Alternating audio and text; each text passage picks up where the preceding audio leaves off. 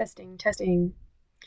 Hi, everyone. This is Angela Richards here. I'm so disappointed I didn't have the opportunity to come and teach you guys this week, but in light of everything that's been happening, I'm excited that I'm still able to be able to share some things with you guys, especially about these two stories we're looking at this week, and hopefully help you navigate these stories and learn a little bit more than maybe what you had already gleaned in reading them yourselves.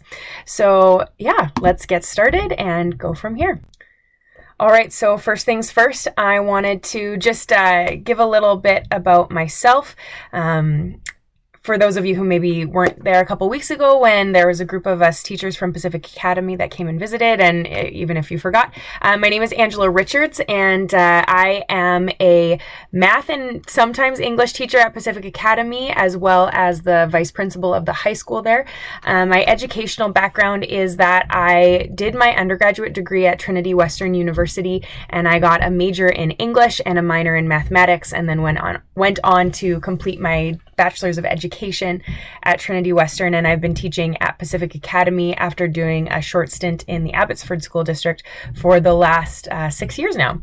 And so a little bit about what I'm currently doing. I started my master's degree in math education almost 3 years ago now, and I've been working on my thesis for the last several months, the topic of which is looking at high school students and the language that they use when they talk about solving algebra problems. So I've been able to take my math background and my English background and put them together for the work that I'm doing and the research that I'm looking at, which has been a really exciting and interesting journey, more for me than a lot of other people, but I'm really enjoying the process.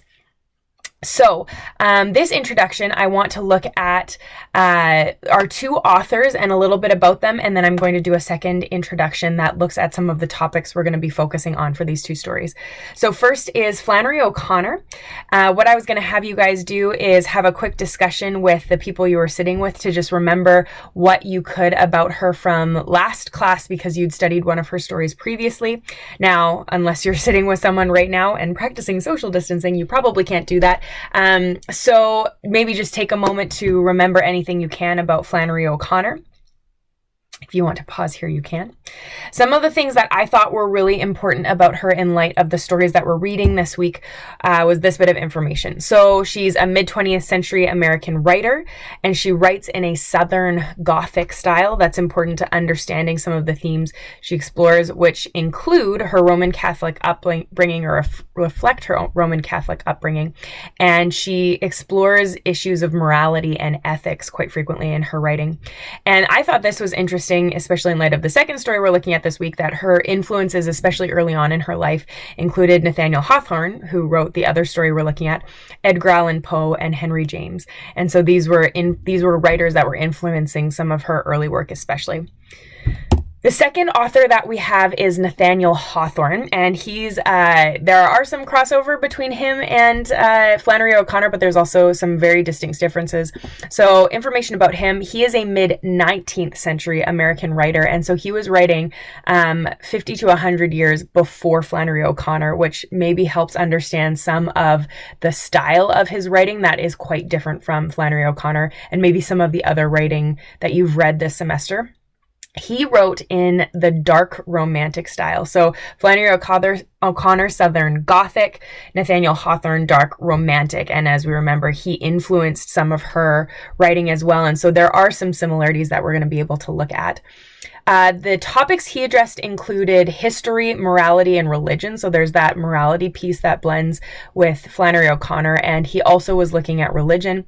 And he explored themes of ancestral sin, guilt, and retribution. And we see some of that in The Birthmark, which is the story we read by him this week. And something that's really significant about Nathaniel Hawthorne is that he grew up in Salem, Massachusetts, which some of you might recall is where the Salem witch trials were based out of. And he came from within the Puritan tradition, though can be quite critical of it, which we do see a little bit of in this story.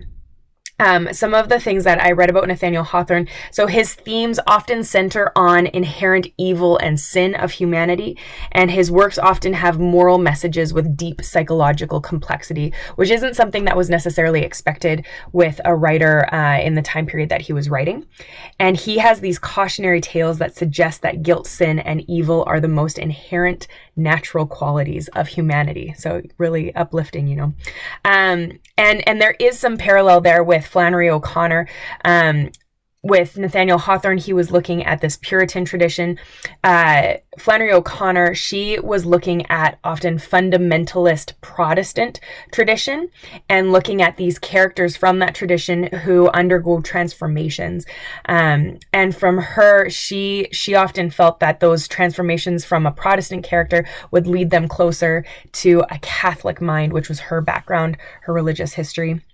And for Flannery O'Connor, this transformation, a crucial part is that it was accomplished, or in her stories, it's often accomplished through pain, violence, and ludicrous behavior in pursuit of the holy. That's a quote from Wikipedia. And we do see that in her stories.